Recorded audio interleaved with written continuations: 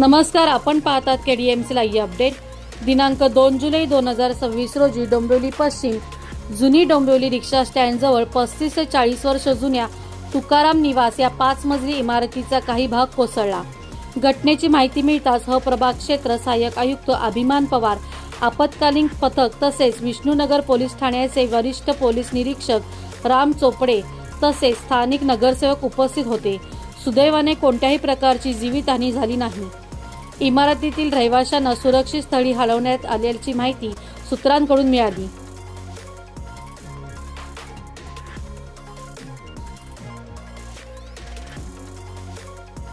पूर्वी धोकादायक इमारतींना आपण नोटिसा देतो। जुन्या डोंबिवलीतील इमारती सुद्धा आज गॅलरीचा एक भाग कोसळलेला आहे। आपण इथे पाहणी करायला आलो, काय सांगता? तुकाराम निवास जुन्या डोंबिवलीची इमारत आहे, तिचा काही भाग कोसळल्याची माहिती आम्हाला मिळाली आणि आम्ही स्थानिक नगरसेवक इथे पोहोचलो।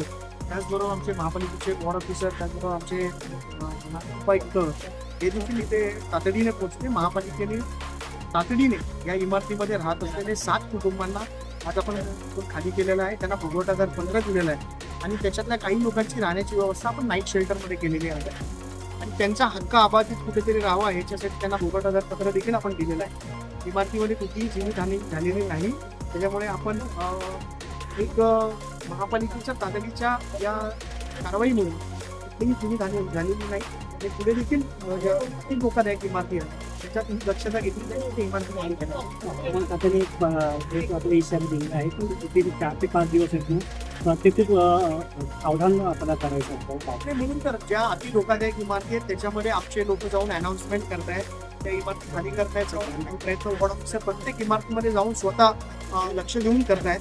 त्यासाठी महापालिकेची यंत्रणा देखील सज्ज आहे। आम्ही भारतीय जनता पार्टीचे कार्यकर्ते रवींद्र चव्हाण साहेब यांच्या नेतृत्वाखाली देखील आम्ही देखील सज्ज आहोत।